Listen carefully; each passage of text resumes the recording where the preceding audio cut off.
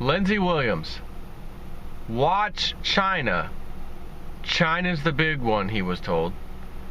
You're going to hear about trade wars and currency wars, said Lindsey Williams a while back. Not all that long ago. What did China just do?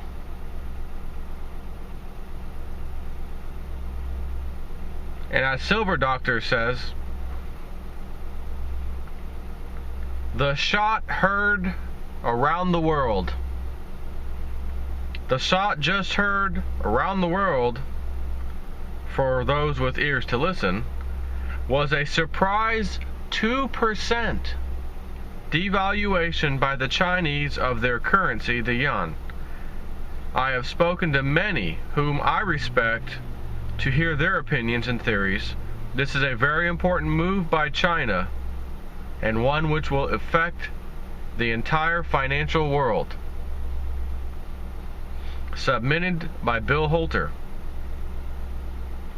Getting this completely right may be quite tough,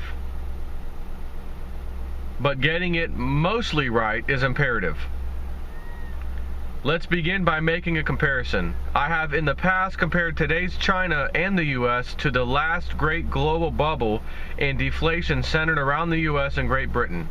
China is today's up-and-coming financial and productive economy, while the U.S. has lived off the fat as the reserve currency of the world and entered decline as Britain did 80-plus years ago.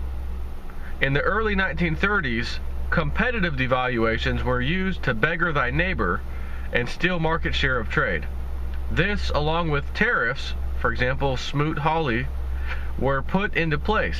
International trade collapsed just as it is beginning to again today, with clear evidence. The global economy lives on trade and will also die by it, or lack of. So why the devaluation? First, it needs to be said, China does not think like the West does. They are not full-blown capitalists, and any edict from Beijing, right, wrong, or indifferent, will be followed almost blindly. To a large extent, they are still a command economy, but have moved toward capital, allowing capital to find its highest and best use. This also comes with the baggage of speculation, which oftentimes produces bubbles. No doubt malinvestment has occurred in stocks, real estate, commodities, production, and yes, debt. The picture is not very different from that of the U.S. back in the second half of 1929, with the exception of a few short seller executions. The Chinese move certainly argues against any rate hike in the U.S., which is funny because I've had 2 emails this morning talking about China and why do you think they were denied the allowing their currency into the IMF's basket, the SDR currency of the IMF, and about the Federal Reserve rate hike that's supposedly supposed to be happening in September, roughly. And do I think it's still a possibility? Sure, it's a possibility, but China just made that sure side go way down. Because if you notice the Federal Reserve's comments the whole time, as long as economic conditions warrant, where we think a rate hike's due, necessary, should happen, as long as economic conditions say it, well, I got a little problem. We have a little problem. Economic conditions, as of right now, China doing this, are now saying they are not what you were hoping for come September. Therefore, are we about to not see any interest rates rise? And furthermore, are we about to see more quantitative easing, more money printing? That's the question I have. So the Chinese move certainly argues against any rate hike in the U.S. In fact, the yuan has risen over the last 5 years. This has been desired by the U.S. I can only assume a devaluation is not desired. Any further devaluations can be viewed as against U.S. desires in a direct shot back at the IMF and friends. Though the devaluation is much smaller than the Swiss earlier this year, the losses into a very levered and illiquid global market will need to be absorbed. How this is done will be interesting, as China just issued basically margin calls on many markets by doing so, by doing the devaluation. China has also made capital flight more difficult recently. Some of the world's hot real estate markets will, or already are, feeling the pinch. Again, remember the backdrop is a very illiquid world right now. China has lowered rates and eased monetary policy several times recently.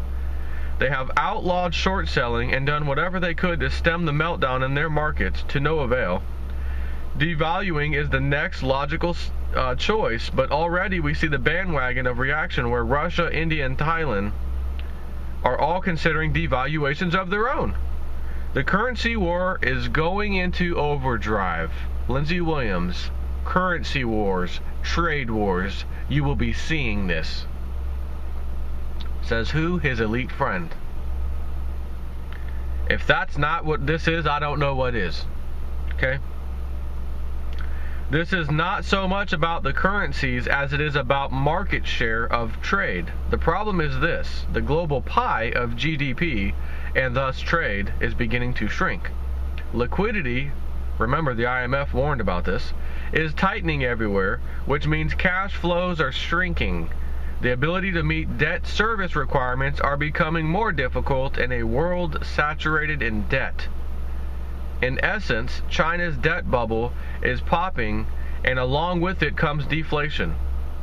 This devaluation, though small for now, aims to export some of the deflation to their trading partners. The current move should not be seen as a one-off move. It will not be and further devaluations can be expected. China is simply doing and will do what is good for China. I believe China asked for the inclusion into the SDR basket while believing it wouldn't happen anyways. They have already set up trade banks, credit facilities, currency swaps, and even clearing systems, not to mention wooing new trade partners. So they never needed to be in the IMF's currency, and here's why. He makes a good point here. Their rebuke, however, should not be taken lightly. Even if China did not expect to be included in the SDR, IMF's currency basket, their public rebuke now gives them a public reason to do what is good for China. China can no longer be blamed for anything they do in their own self-interest at this point. You didn't include us in your basket. We had to do what we had to do. This would include moving away from trade in dollars, US dollars, and also changing partners. It would also include the massive sale of US treasuries and dollars themselves. I would not be shocked to hear of oil, China, Saudi Arabia, and renminbi, or the Chinese currency, settlement, all in the same sentence here shortly. If I am correct, and this is not a one-off devaluation, much of the world's population will shortly sniff out some of the ramifications. Remember, China invented paper currency and are professionals at blowing them up. Their people are students of history and know this. A full-out stampede into gold and silver before their currency gets devalued again and again may very well start. The Western banks are short paper gold, owing gold contractually. China knows this and knows it is the Achilles heel to the dollar. If the Asian population were to go on the rampage buying physical metal, precious metals, and created a vacuum of availability, the West would be shown to be naked. We never had the gold to begin with, we just had paper obligations. And here's the proof, because we can't deliver. Done. Could Washington accuse China of busting the exchanges? Is the very stubbornly high open interest in silver of Chinese origin? I believe we will find out that yes, it is and has been for well over a year. My kill switch theory now might make better sense, but a topic for another day. Please understand this. China fully understands consumers in the West are tapped out. They can see through the bogus numbers Washington produces and the wonks on Wall Street continually tout. They understand the Western system is built entirely on debt as an IOU. And they understand the system was set up originally as an IOU nothing system. They understand it's over.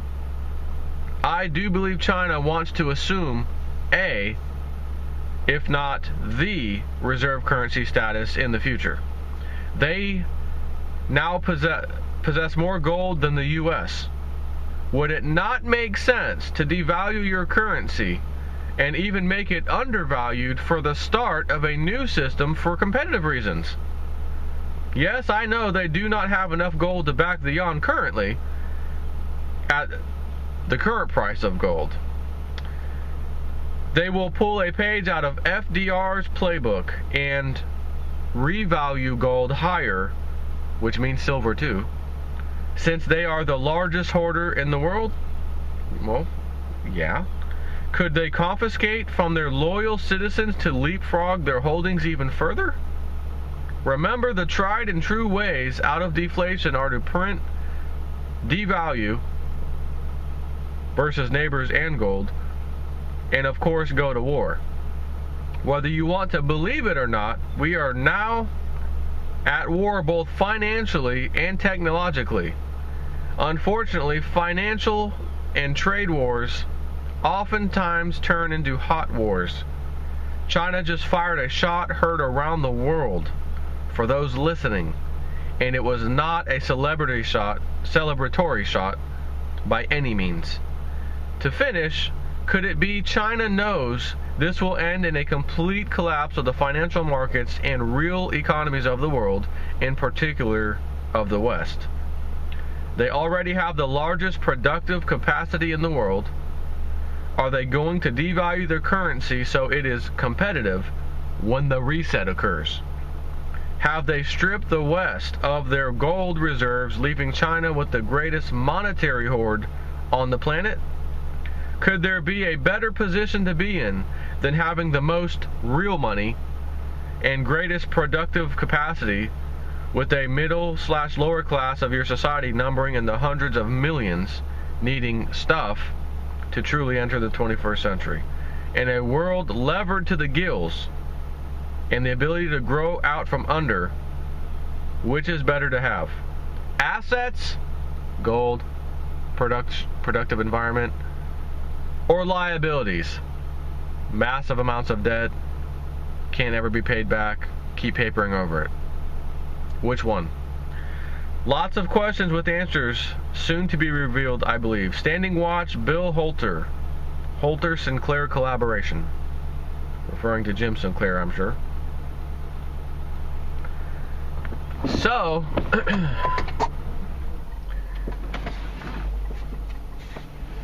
Lindsey Williams called it. He said you are going to hear about currency wars and trade wars. And we've heard a little bit about that. Since he said that, there's been a few little things where I paid attention and said that is definitely something that's part of what Lindsey Williams talked about when he said, look, we're going to be hearing about these currency wars and trade wars. This is the beginning of it. Look here, I've done a few videos on this. But they just dropped the price of their currency. They just devalued it 2 full percentage points. Like that. Boom. And naturally, our markets, futures markets at this point, early markets, are in the red. Not that that's something new in recent times. We are getting close to September, October. What's supposed to happen in September, October? So I gotta do another video on the way into work now regarding another video I saw that was quite interesting. Take care.